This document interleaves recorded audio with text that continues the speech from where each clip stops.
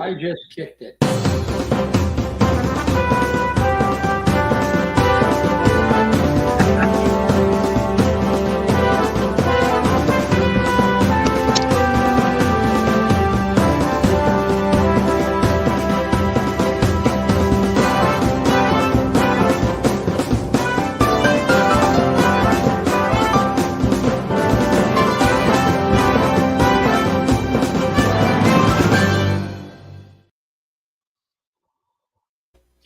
Well, hello. Welcome to Spindle City Straight Talk. I'm Chip. I'm CJ. And I'm Jeff. It's Friday in the Rib. We had a little technical difficulty. It's been so long since CJ's been in his house, it didn't recognize him. Exactly. Took us a couple extra minutes to get on the air. But welcome back, CJ. Before we get started, I want to thank everybody who came out to show their respect and their condolences at my brother's wake yesterday, and those people that showed up for his funeral today. I was very upset at the funeral today, so I may have not made contact with some people. But what really pissed me off was the fact that the naval nitwits that were there, except for one, which I've got to give him credit, couldn't even fold a flag. Couldn't even fold the flag. It's no wonder Trump wants to cut everything. But I'll tell you, one of those seamen turned around and he had tears running down his face. And they weren't fake tears. So that kind of redeemed him in my eyes. But I want to thank everybody who's expressed their condolences, whether it be on social media, via phone, text, or in person. I really appreciate it. It wasn't an easy thing for a lot of people to do, but you did it, and I want to thank you for it. My brother was a great guy. He fought the cancer long and hard, and when they put him into hospice, he was only expected to live 48 hours. He went 3 weeks more because he had things he had to accomplish. Those are his words. He was redesigning his kitchen, and he did it. He got to see it. He was taking care of things, and he got to see that. He gave his granddaughter his brand new truck. What's he going to do with it, right? So he gave that to her. She's going to pay through the nose on insurance, but such is life. She'll have to get another job. But I want to thank everybody. It was very important to me, and obviously my brother was important to you. So thank you. And Chip, you were there. Thank you very much. You don't know how much I appreciated having some friends there. No, CJ, obviously our condolences to your loss, but we all understand, and you are a friend, and like I said, it's when anybody loses a family member, it's always a tragedy, and especially on top of the fact that the battle you've been having for the last 3 months, last month or so with your health, and then I have to deal with this. You were a credit. You were a credit to the strength of persistence. So it was, it was a terrible thing, but folding a flag should have got done right. It should have been done right. Yeah, it should. Well, I mean, if you're in the military and you can't fold a flag, you got some serious problems. I mean, it might have been, you might have got the last few DEI hires. I don't know, because that's probably I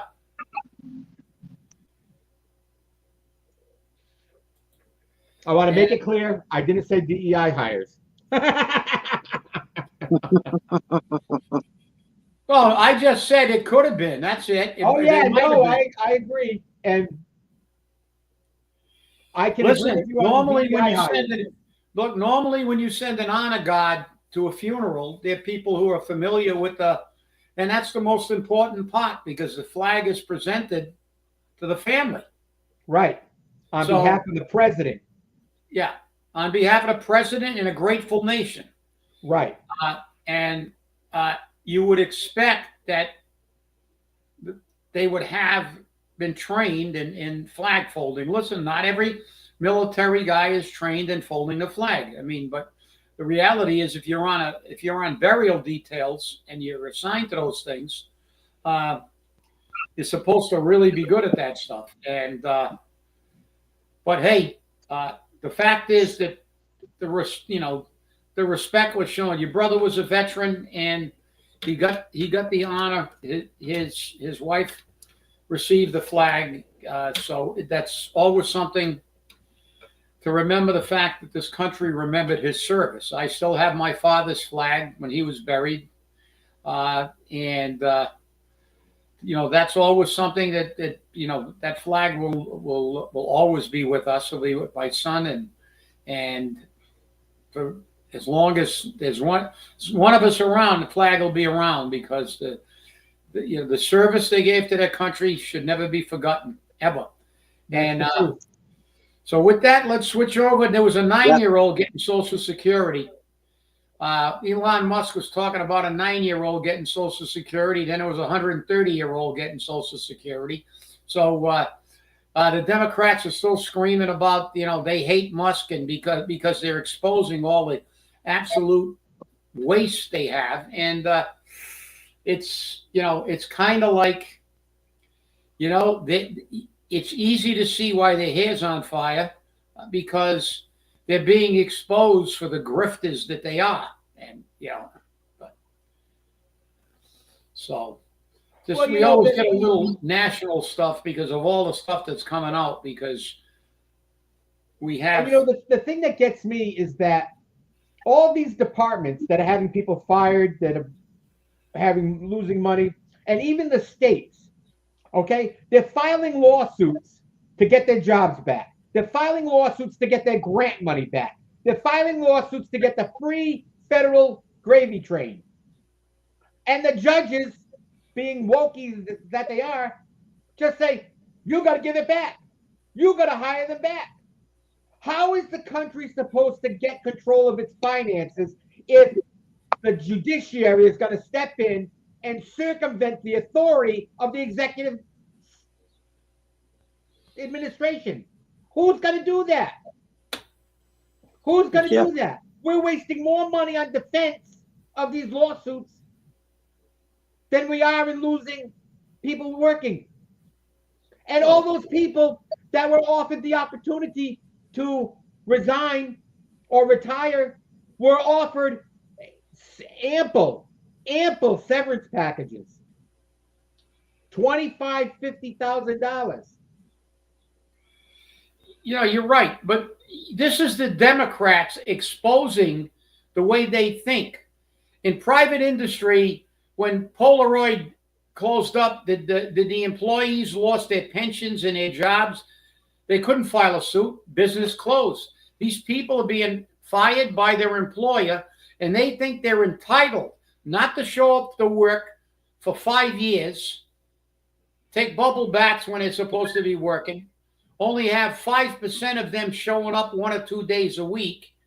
And then when they get fired for doing virtually nothing, they get a district judge. Now, correct me if I'm wrong, but a police officer from another jurisdiction can't arrest you outside of his jurisdiction. They have to get police officers from that jurisdiction. Correct.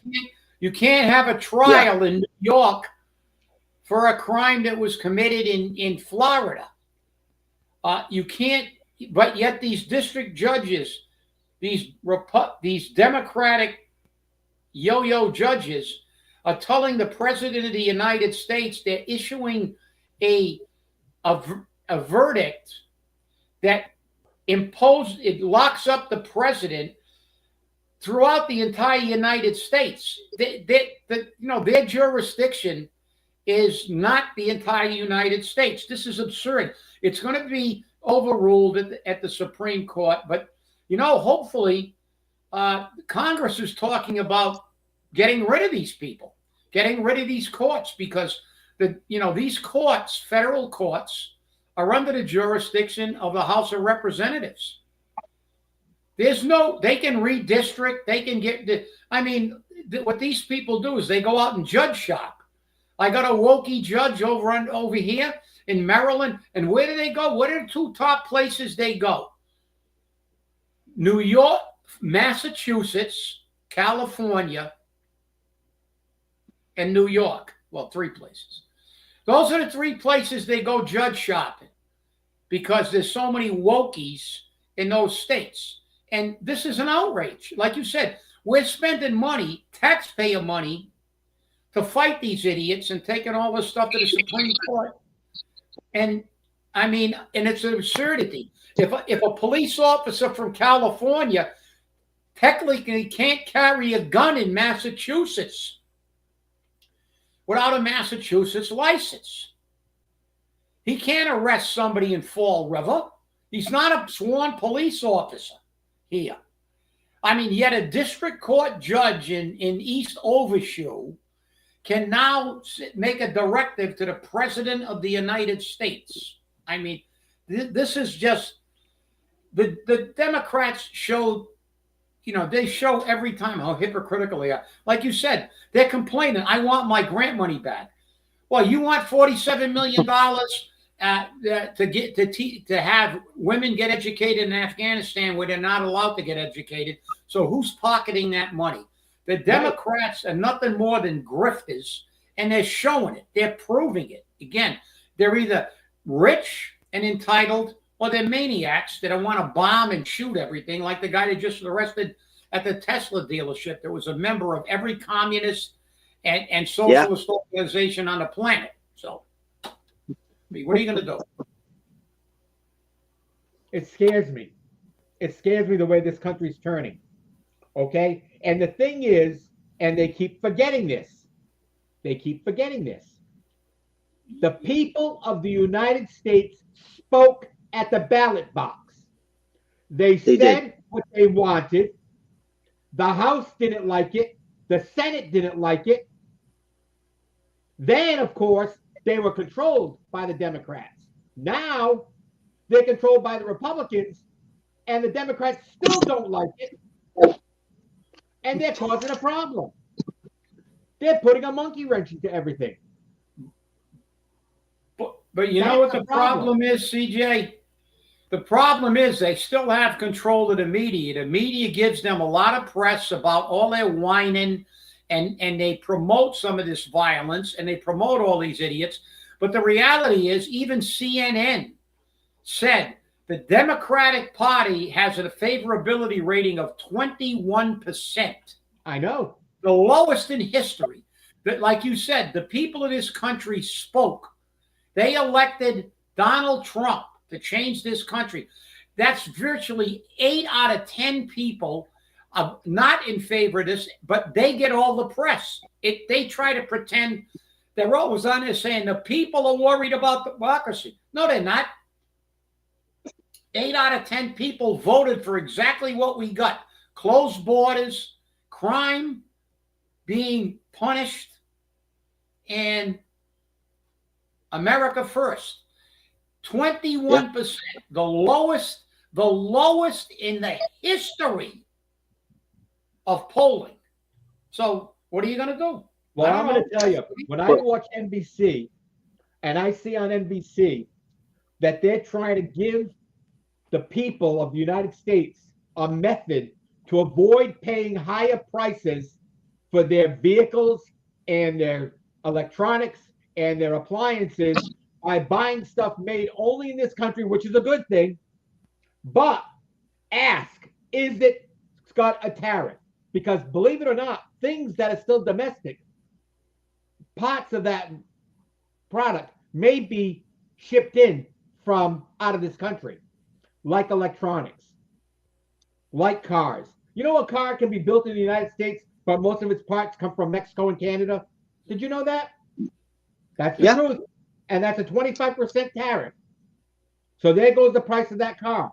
So you got to be very careful when you're out there shopping. And remember, that doesn't just affect your new cars. If you have a used car, you have to buy parts.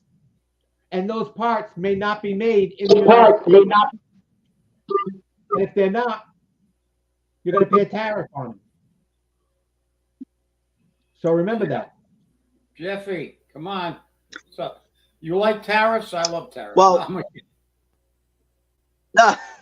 no, I personally have had issues with this since last year because people wanted change. We got the change, but people are still complaining about Trump wanting to do his job.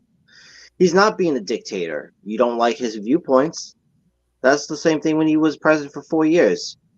Oh, he's a Nazi. He's a mega. Everyone's upset. I'm not going to serve you because you're wearing a hat. We're being childish. I want to say something too before I go on. A former friend of mine wants to call me a fascist individual. Let me tell you what a fascist is: who hates people, who wants to see people die. Do you see me like I hate Jewish or anyone in general?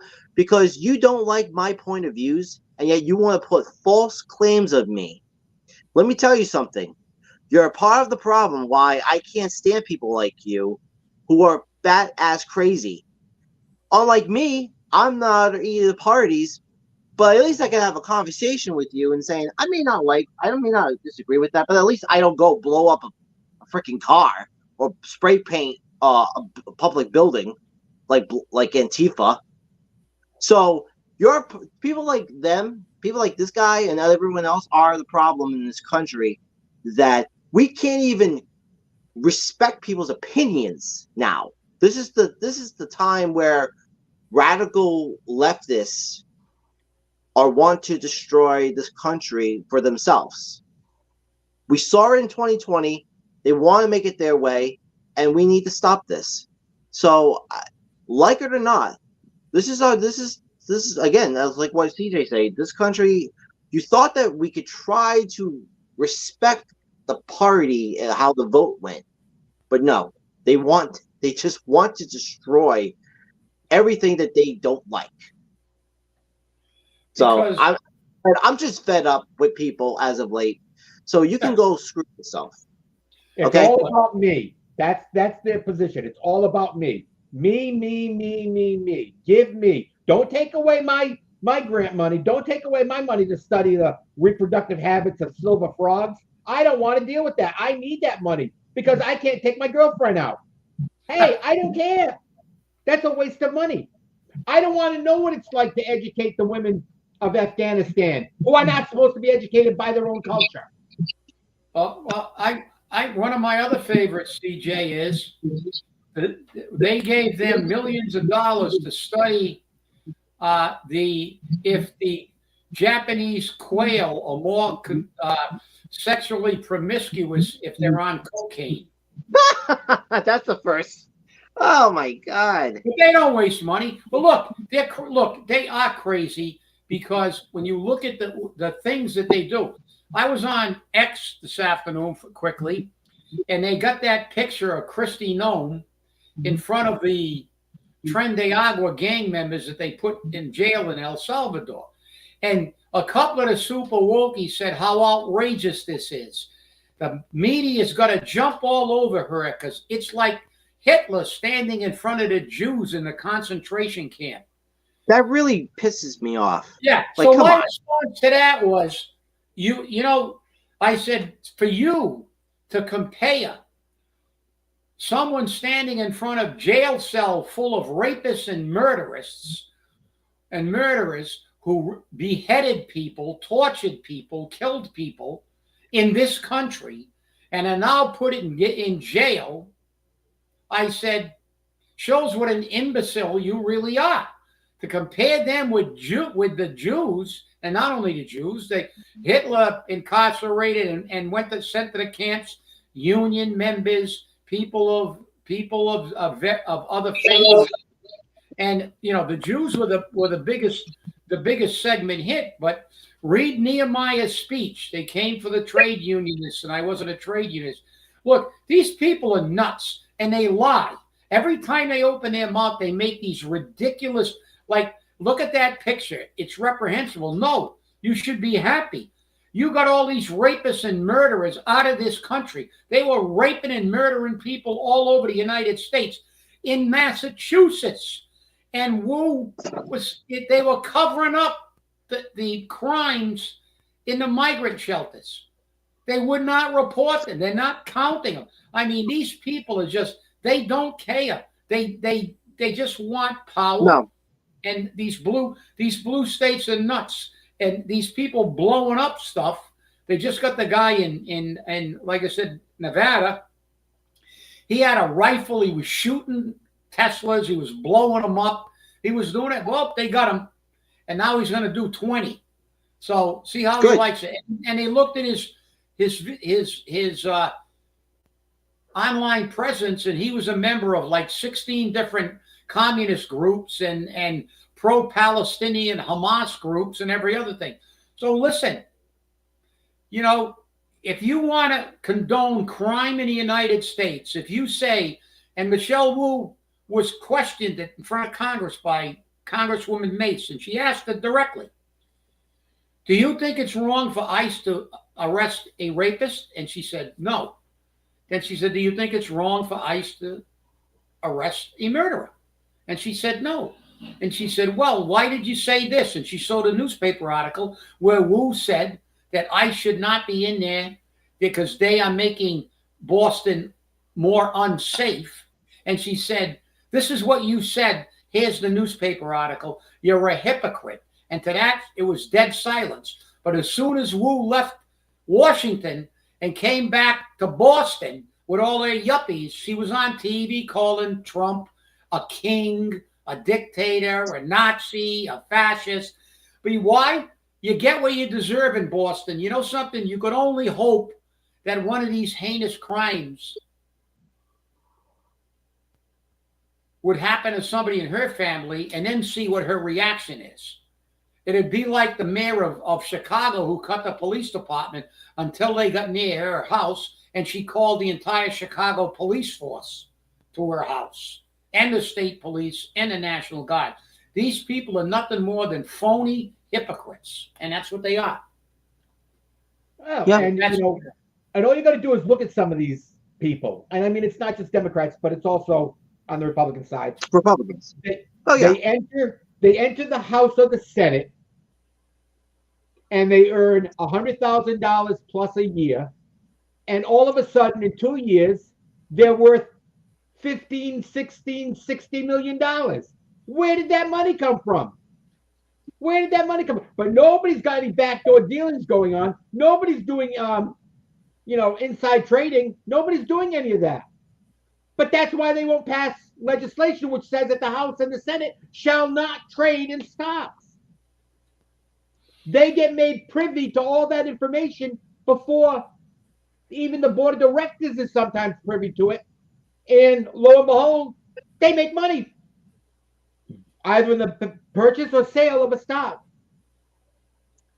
I wonder how much money they lost or didn't lose on the Tesla fall. Tesla fell 44%. I'm wondering how much money they lost on that. Yeah, probably a lot. They probably didn't lose a dime. They probably sold everything before the stock went down. Hi, Abby. Yeah, Abby's a little under. She's on medication, so. But it just has to be interesting. I want to change the direction a little bit here. How many heard about the MBTA commuter rail out of Fall River in New Bedford being late the first day, up to 30 minutes late? Didn't know that. 30 minutes late. Huh. Every train out of New Bedford left on time, but by the time they were in Taunton, they were already 10 minutes late. By the time they were in Middleborough, they were 20 minutes late. Fall River, same thing. But it's going to be a wonderful thing. The other big thing is, why did everybody board the train in Fall River and exit it and take their cars back from Taunton? Yeah, that's true. None of them went to Boston. None of them went to Boston. The mayor was one of them. I know. And what was the big gratis gift you got? A pin which said Fall River, New Bedford line. But yeah, they brought this up because the other town, they had a march, they had like music, they had the band, they were Yeah, making in it more grand. Right, in Taunton. They put their best show on. Yeah, and Taunton Fall put River their did best show nothing. on. They had the high school kids playing the music. They had food. They had everything. But as soon as the cameras were off, they all made beelines to their cars, and away they went. And away they went. That's how Yeah, valuable that train is going to be. Now, since then, we've had a train versus car race to South Station. The train beat it by a couple of minutes. A couple of minutes, that's it. And when you consider that the car was going through Boston traffic and it still made it just about the same time that the train did, you got a problem. You got a problem.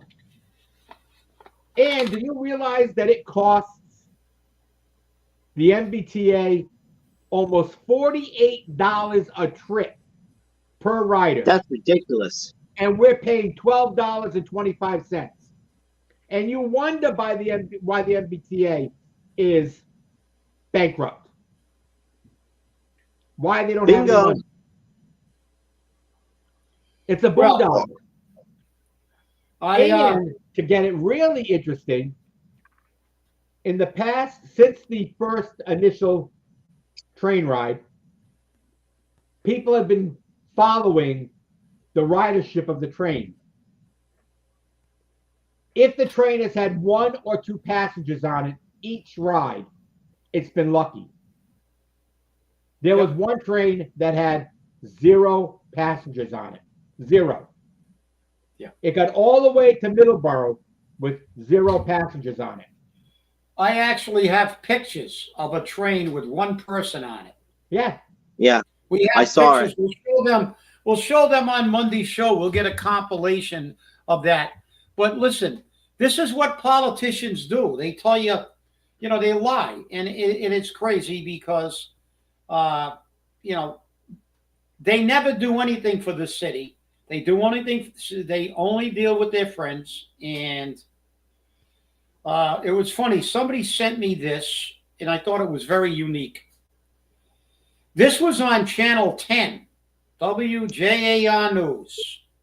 They have these, like they have what happened 50 years ago today.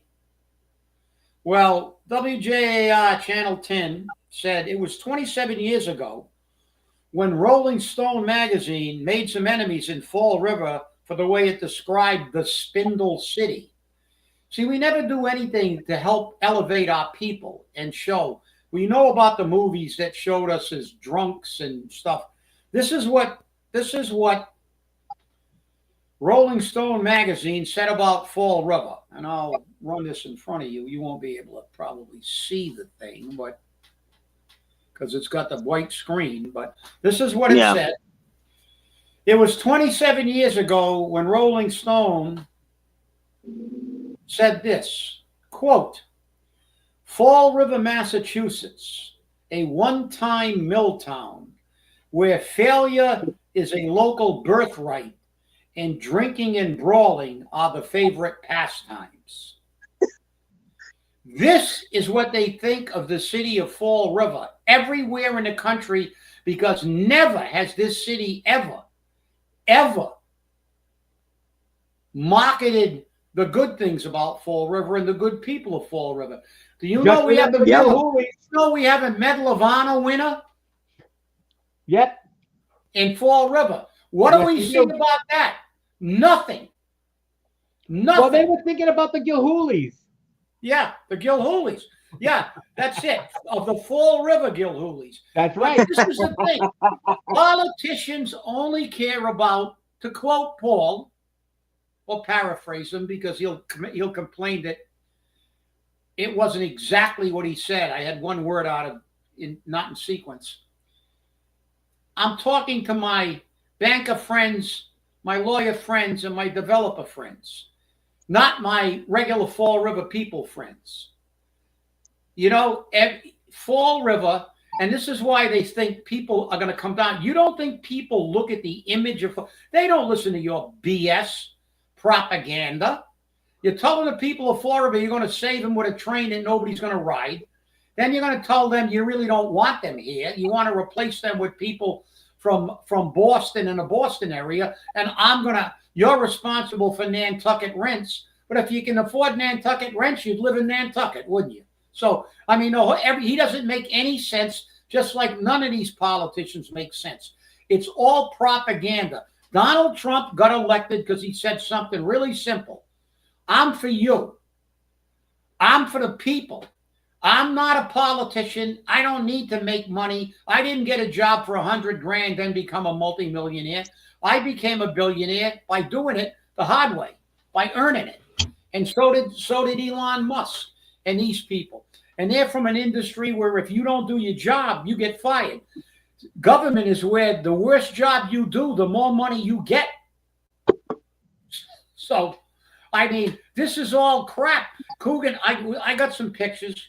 And I didn't have time to download them. I had a very busy day today. As a matter of fact, I just got in shortly before the show started. Yeah. I mean, we got pictures of nobody on the train. And it's like I said, 20 minutes late. It's nuts. Yeah. Well, yeah, Colin said he took it.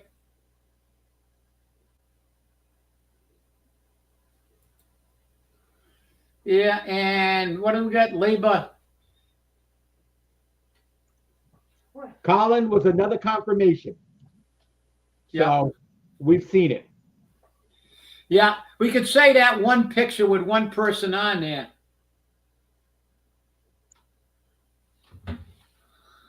Scott Donnelly, yeah, well, yeah. He may have been plagiarizing it. Yeah, I mean, he may have been. We're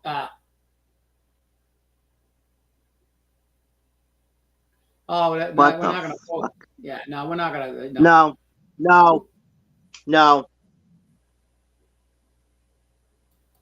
No, you can contact him on a personal allegation later. This is not. No. But. Not on, we're talking some serious. This is the venue for that. You want to make personal attacks, do them on your own time and on your own show. And Fall River, unfortunately, like I said, you look at the ESPN documentary led by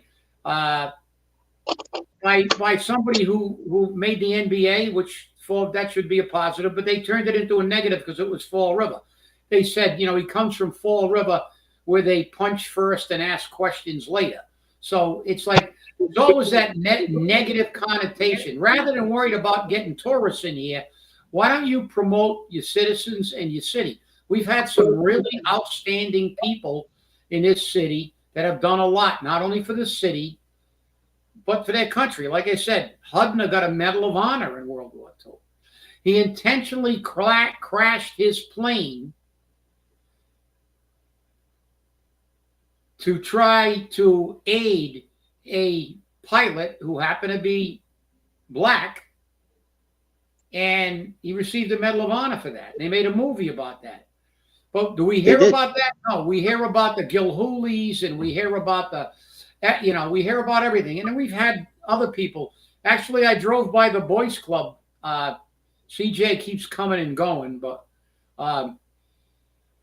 I don't know. Were kind of. CJ remembers. You remember Stoico from First Fed? Yeah, Bob Stoico.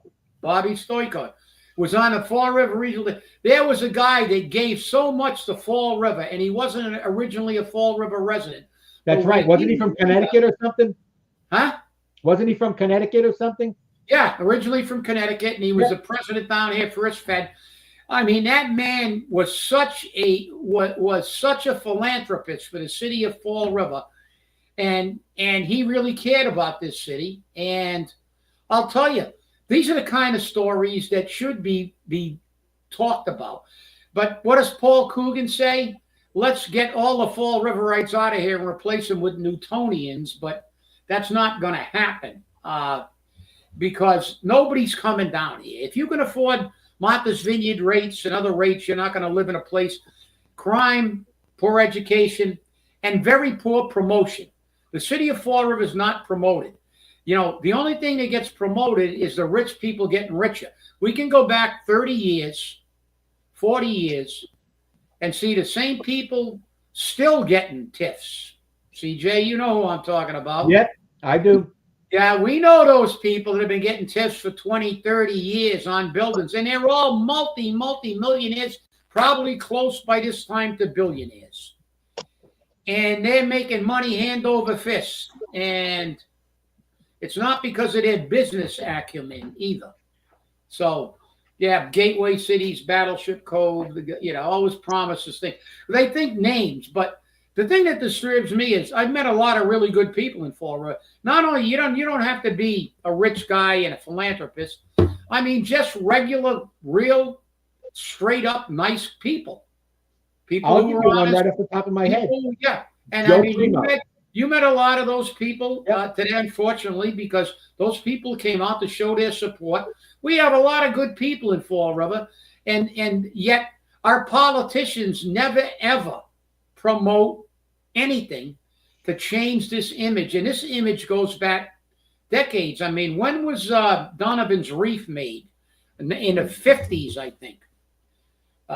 1950s, that movie was made, and Fall River was disparaged. The Friends of Eddie Coyle was made in the 50s or 60s, talked negatively about Fall River. And I found one that I never knew up until just now. I never really watched that movie, Love Story. Remember that one with Ryan O'Neal and Ali McGraw? Yeah. Won a few Academy Awards. The Harvard rich guy. The Harvard rich guy was going out with. She was from Harvard. He was from Cornell, I think, but another Ivy League school. But started going out with somebody from Cranston, Rhode Island. And when he took her to meet his parents, Ray Milland was the father. It was a very famous actor. And they introduced her, and she said, "Well, where are you from?" And she said, "Cranston." Oh, she said, "Cranston? What does your father do?" He said, "Oh, he's a baker." And she looked at him like, "A baker? You know, we're like bazillionaires." And then she said, tried to make them, said, "Well, my parents were originally from Fall River." And I'll never forget Ray Milland's quote. I never saw it because I really never watched that movie from anything. I just happened to flip it on and I watched it for a few minutes. And Ray Milland said, "Oh, yes, Fall River. We own mills down there." That was his comment. In other words, that's where all the lowlifes live and they work in the mills. So this is the kind of stuff that, you know, you see people that become, like you said, whether it's on a national level or become billionaires and millionaires, on a state level, a lot of people got rich. Who would think that a guy that was a vice principal at Durfee would someday become a millionaire? Just on his salary. Yeah. But this is what we got. This is what we got. And remember, he's not only just living on the city dime with his salary, he's also living on the state dime on his pension. So he's collecting his pension, which is probably somewhere around $100,000 to $120,000 a year. He's getting his salary, which is $125,000 a year.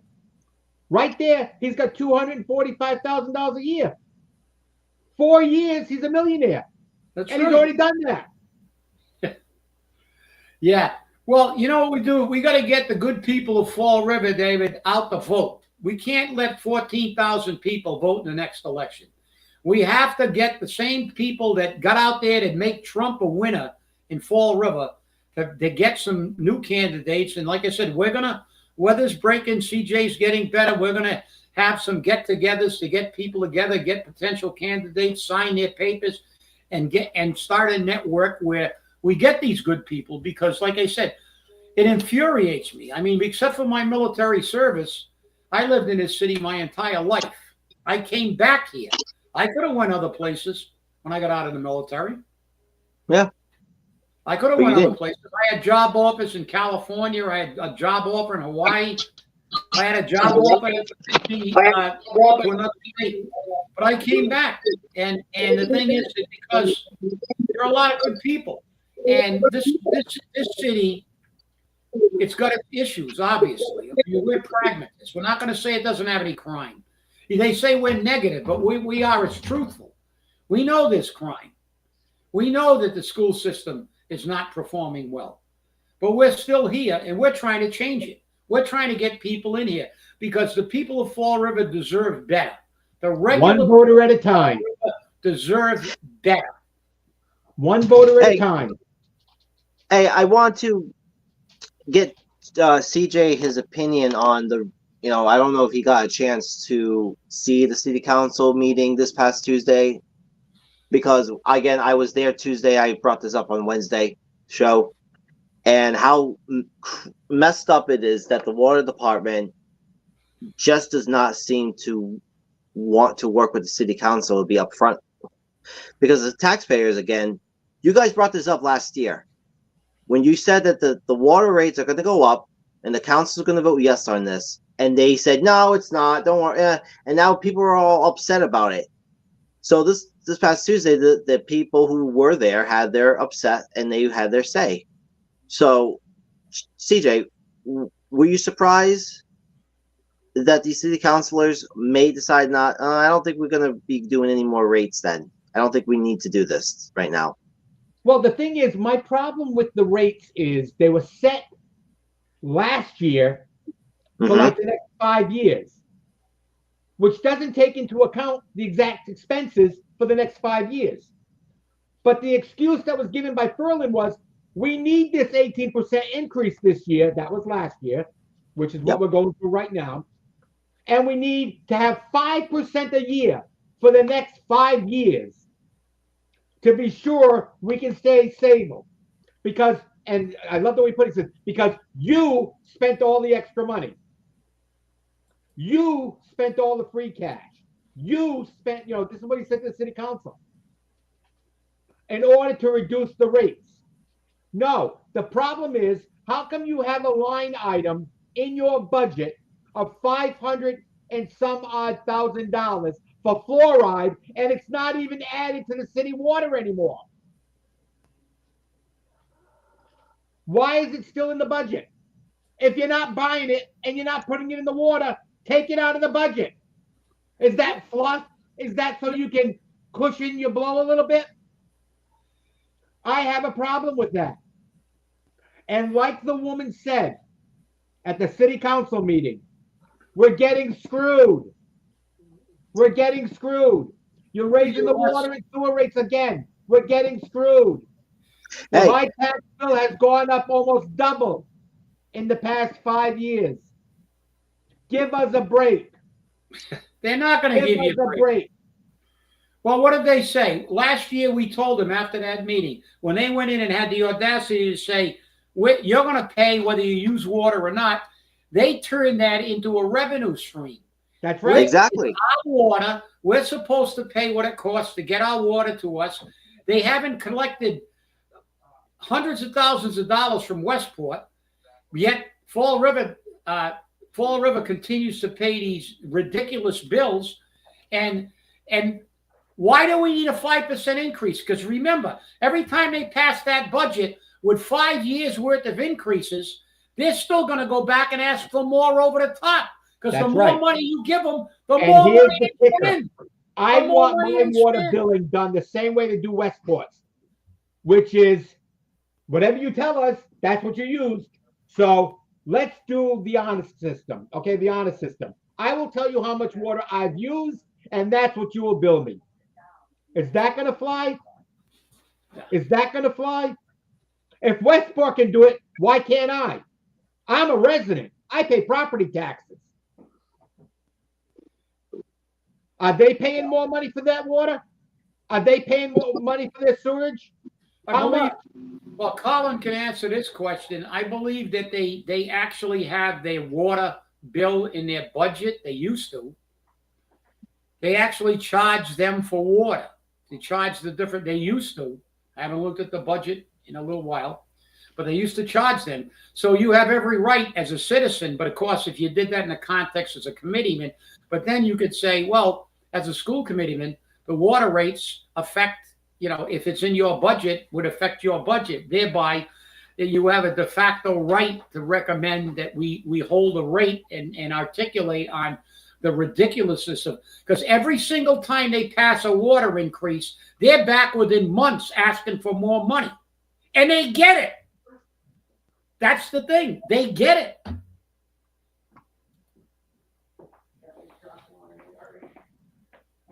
I don't know. Colin could answer that question. Yeah, he has more of that. We discussed it.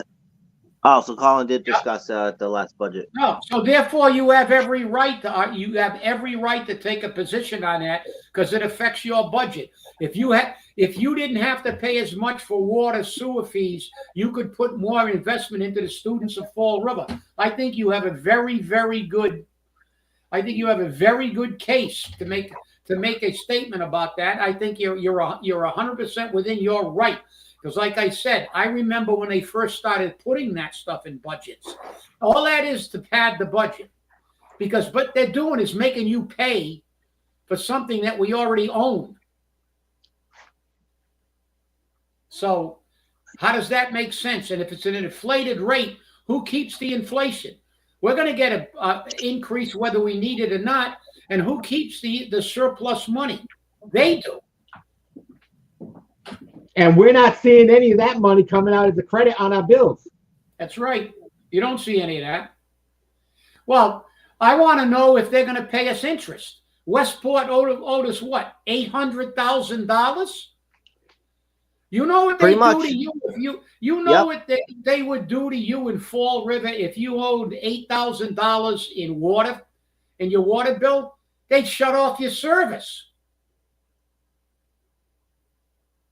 They'd shut off your service. My daughter just told me that if they don't pay their water bill one time in Pennsylvania, they shut their water off right away. They don't waste any time. Really? Wow. And your electric. And your electric and your gas. It's the same thing. Electric is the same day. If it's due and you don't pay it, they shut you off. They don't care. That's a crock. It's not going to be passed on. It's not going to be passed on. I'm going to tell you something. I'm dating myself, but sometimes it's good to be, I rode a dinosaur to the fire station, but the reality is I remember when Mill Department got charged for the water. The city just put it in as a city expense, not as each department. That was so they could shift numbers, pad all kinds of numbers, and make it so complicated. Or as one city council president once said, the budget is so complex, you just can't understand it. That was me. Said that to me one time when I went up there and told them that they were going to lay off 28 firefighters, 28 cops, 28 teachers, 28 from every department in the city. And they had 6.8 million dollars missing from the budget. And I walked up there and I said, "Where's the money?" And they all looked at me. That was before they had cameras. It was on WSAI. And I said, "Well, we had a 94 at that time. It was a $94 million. I got a good memory for numbers." Yes, you do. We had a $94 million budget. I said, "Well, we have a $94 million budget, correct?" "Yeah, that's correct." They had the auditor and they had the treasurer there. And I said, "And we had $6.8 million in revenue sharing, correct?" "Yep." I said, "You gave $3.4 million to the fire department and $3.4 million to the police department from that federal revenue share. Is that correct?" "Yep." I said, "Well, the fire department budget started out at 7 million, 7 point whatever, and police department was 7 whatever. You put in 3.4 and it's still 7 million, which means you put in 3.4 million of federal revenue sharing. You took out $3.4 million of city money. Where is it? Where's the where is the $6.8 million?" I thought And they looked at each other and went, "Oh yeah, he's right." And all the layoffs disappeared the next day. And at that meeting, that's when John Medeiros, that's when the president of the council, Dan Bogan, said, "Mr. Camara, you're oversimplifying it. The budget's really complex." I said, "With all due respect, Council President, if I go into a store and I got $4 and it costs $8, I know I don't have enough money." And then John Medeiros said, "No, I disagree, Mr. Chairman." He says, "Mr. Camara's just asking, where's the beef?" They hid the money. They started putting all this crap in city budgets, electricity. That was never part of the budget years ago. That's because it's places they can hide money. I can show you documents when we went to arbitration where they showed that they underestimated their revenue from excise taxes when they wanted to show that they needed money, and then they overestimated it when they wanted to show that they were flush to get a bond. They make it overly complex, Colin. Yeah, Jeez, you're right. 200K. Yeah, 200K. Yeah, well. Jeez. I remember when. Oh yeah, Look, I remember. Colin, everything's a slush fund. The water department has now become a slush fund. You tell me, if you went into a store and they told you, "Listen, you're going to pay 5% more for bread every other week forever, no matter whether it costs more to make bread or not," are you going to buy bread from that store? It's all freaking water. And Westport gets to use it without paying, and we get to pay. And if, like I said, if you were arrears in your water bill, they'd shut off your service. They'd put a lien on your house. I mean, look at this. It's crazy. The way that, look, CJ, you ready? I know you're sitting down and but hang on. I'm going to say the word forensic. Swear. What we need in this city is a forensic audit of every single penny and how it's been spent. And so far, I've only heard one declared candidate, because there's only one so far, say that the first thing they will do when elected will be to institute a full forensic audit on all city budgets. On all city budgets. That means every department will have a forensic audit. It's going to cost us a bit of money, but guess what? But you know what? It's worth it. The amount we save in the long run is going to be a hell of a lot. No, you're right. And look at when I sued them in '91 at the arbitration. Oh yeah, and how much for the $7 million on the benches and the look, so much waste of money. But when we filed the arbitration and got Ernst & Young in, we proved that they had been skimming money off of the employee contributions for at least 5 years, going back 5 years. Now, let me tell you something. If you want to look it up, it's Chapter 32B, Section 8A, which clearly states that employee funds are to be deposited directly into a segregated employee trust fund. And for 5 years, they skimmed money off the top and put it in theirs. And you know what their excuse was when we caught them and they had to admit it? They went, "Oh, it was a mistake. And once it got in there, we forgot it was yours." They had to pay it back $2 million plus interest. So, but this is the way the city's run. Nobody wants you to look at the books. And that's right. No one is held accountable. And I know Garland made an motion for a forensic audit. Of course it would. Of course it would fail. Yeah. And remember during the Sutter administration when Lou Pacheco got up there and they were talking about money and where did it come from? Remember what he called it, CJ? Magic money. Magic money. That's how they create That's how they create it. Magic money. They got magic money because they skimmed from everywhere. It comes I mean, everywhere.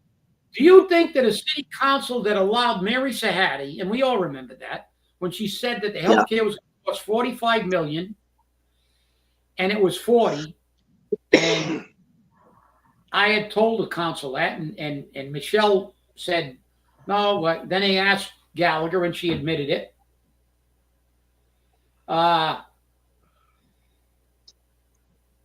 And she and the girl from Gallagher had done this figure, said no, it is in fact 40, and then she said, yeah, it's 40, but I was adding general insurance and everything else to it. She was padding it. She admitted she padded it, and then they took $39 million. They didn't even need the 40. She said, I don't even need the 40, but she was looking for 45. Right then, the city council should have demanded a forensic audit. Right after that meeting, they should have demanded it. Because you had the CFO admit she was padding the budget. Look at what the state has done. The voters voted to have an audit on the House and the Senate, and the House and the Senate refused to comply with the voters' demand. Yes. No. The last thing a politician wants you to do is look at how they got their money. Amazon. Because they'll all be they would have all been they'd all be in a jail cell. They'd be like Gold Bar Bob. Remember Menendez, the congressman they wanted to get out of there had gold bars in his jacket and all kinds of watches and stuff like that. Oh my God, yeah. He had gold bars, silver, all that in his house. Well, it's like almost witching time. And CJ, you're looking good today, buddy. Thank you. Thank you. I feel much better. I feel much better. And as you notice with my walker, I'm like speed buggy.